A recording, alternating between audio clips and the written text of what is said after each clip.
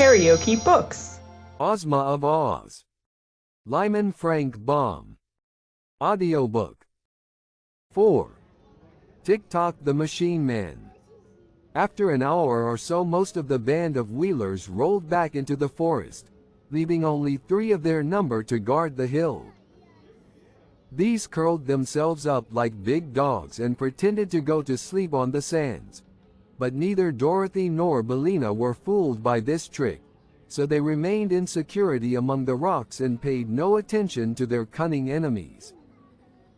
Finally the hen, fluttering over the mound, exclaimed, "Why, here's a path." So Dorothy at once clambered to where Billina sat, and there, sure enough, was a smooth path cut between the rocks. It seemed to wind around the mound from top to bottom, like a corkscrew, twisting here and there between the rough boulders but always remaining level and easy to walk upon. Indeed, Dorothy wondered at first why the wheelers did not roll up this path, but when she followed it to the foot of the mound she found that several big pieces of rock had been placed directly across the end of the way, thus preventing anyone outside from seeing it and also preventing the wheelers from using it to climb up the mound.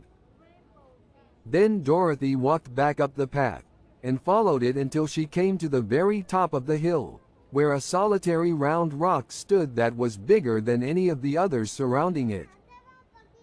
The path came to an end just beside this great rock, and for a moment it puzzled the girl to know why the path had been made at all.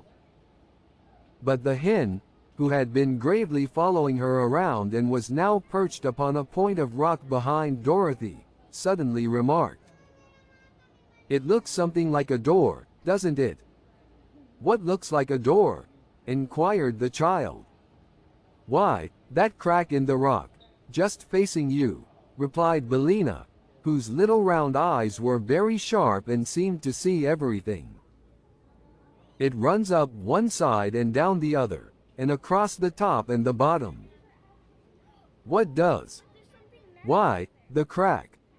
So I think it must be a door of rock, although I do not see any hinges."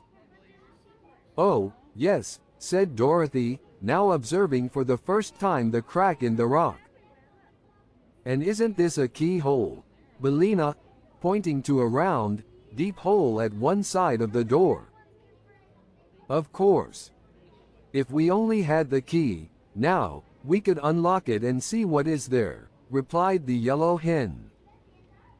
"Maybe it's a treasure chamber full of diamonds and rubies, or heaps of shining gold, or—" "That reminds me," said Dorothy, "of the golden key I picked up on the shore."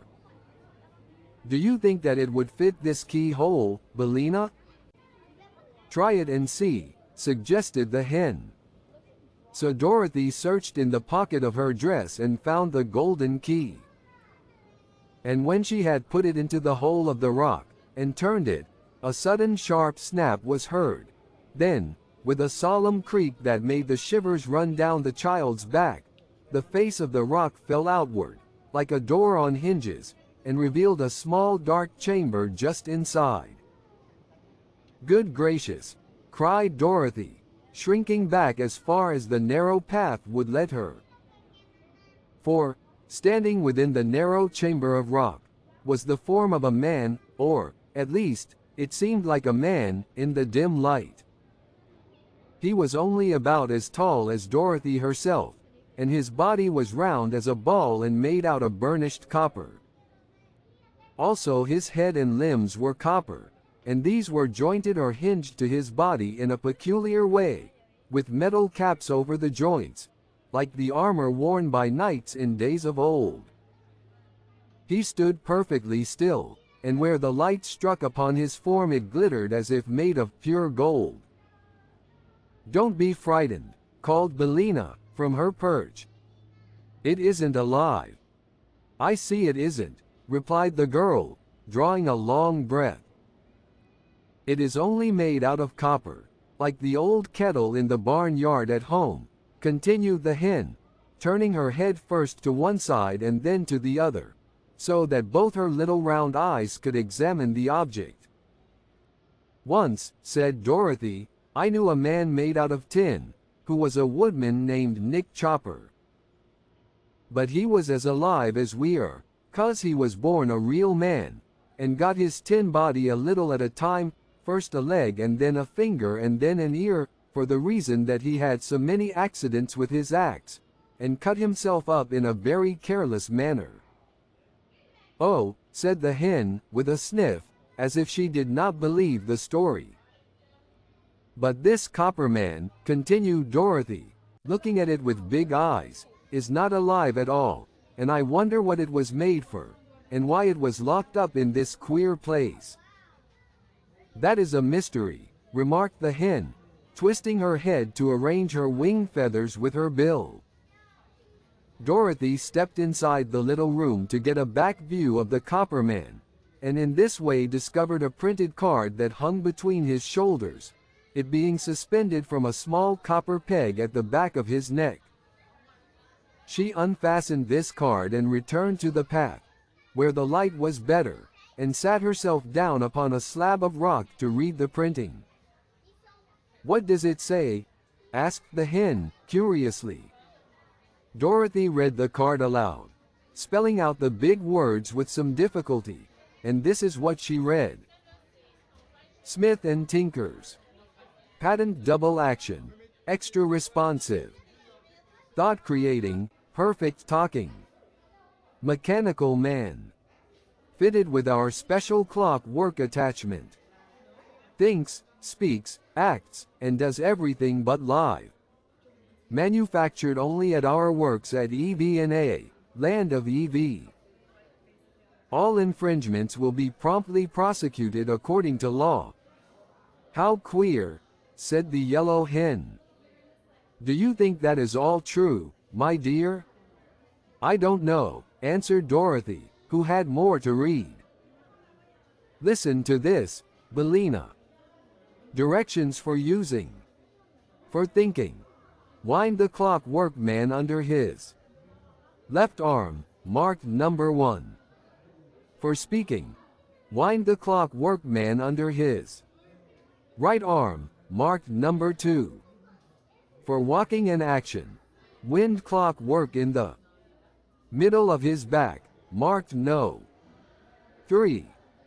NB This mechanism is guaranteed to work perfectly for 1,000 years.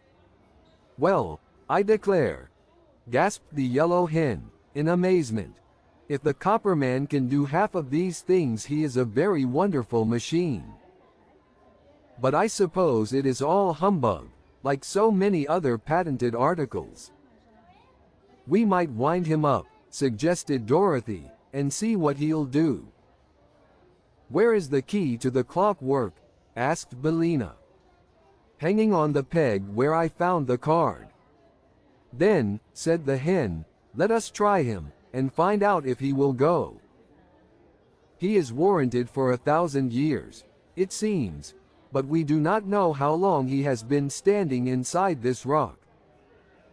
Dorothy had already taken the clock key from the peg. Which shall I wind up first? She asked, looking again at the directions on the card. Number 1, I should think, returned Bellina. That makes him think, doesn't it? Yes, said Dorothy, and wound up number 1, under the left arm. He doesn't seem any different, remarked the hen, critically. Why, of course not. He is only thinking, now, said Dorothy. I wonder what he is thinking about. I'll wind up his talk, and then perhaps he can tell us, said the girl. So she wound up number 2, and immediately the clock workman said, without moving any part of his body except his lips. Good morning, lit TLE girl. Good morning, Mrs. Hen. The words sounded a little hoarse and creaky, and they were uttered all in the same tone, without any change of expression whatever. But both Dorothy and Bellina understood them perfectly. Good morning, sir, they answered, politely. Thank you for rescuing me. continued the machine, in the same monotonous voice, which seemed to be worked by a bellows inside of him. Like the little toy lambs and cats the children squeeze so that they will make a noise. Don't mention it, answered Dorothy. And then, being very curious, she asked, how did you come to be locked up in this place? It is a long santo ride, replied the copper man, but I will tell it to you briefly. I was pure chased from Smith and Tin Cur, my manufacturers, by a cruel king of EV, named Evol, who used to beat all his servants until they died. How he was not a ble to kill me, because I was not alive, and one must first live in or dare to die. So that all his beating did me no harm, and merely kept my cop per bod why well polished. This cruel king had a lovely wife and 10 beautiful children, 5 boys and 5 girls, but in a fit of anger he sold them all to the gnome king, who by means of his magic arts changed them all into other forms and put them in his underground palace to ornament the rooms. After ward the king of EV regretted his wicked action, and tried to get his wife and children away from the gnome king, but without avail. So, in despair, he locked me up in this rock, threw the key into the ocean, and then jumped in after it and was drowned. How very dreadful, exclaimed Dorothy. It is, indeed, said the machine. When I found myself I imprisoned I shouted for help until my voice ran down, and then I walked back and forth in this little room until my action ran down, and then I stood still and thought until my thoughts ran down. After that I remember nothing until you wound me up again.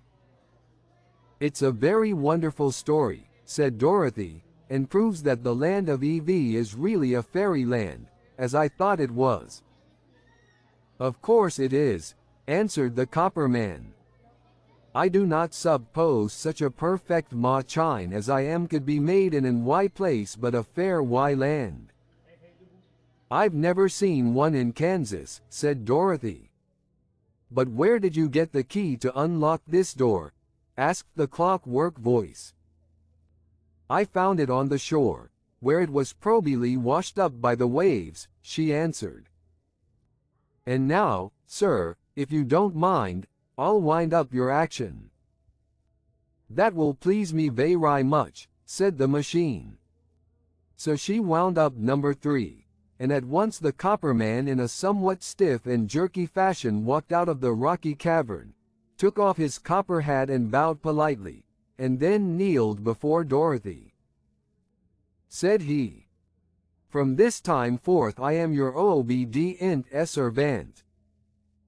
What are you command, that I will do willingly, if you keep me wound up. What is your name? She asked. Tick-tock, he replied. My former master gave me that name because my clockwork always ticks when it is wound up. I can hear it now, said the yellow hen. So can I, said Dorothy.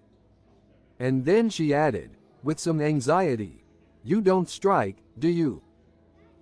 No, answered Tick-tock, and there is no alarm connected with my machin or why.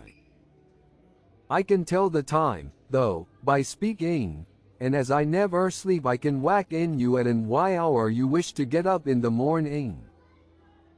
That's nice, said the little girl, only I never wish to get up in the morning. You can sleep until I lay my egg, said the yellow hen. Then, when I cackle, Tick-tock will know it is time to waken you. Do you lay your egg very early? Asked Dorothy. About 8 o'clock, said Bellina. And everybody ought to be up by that time, I'm sure. If you liked what you heard, please subscribe to the channel.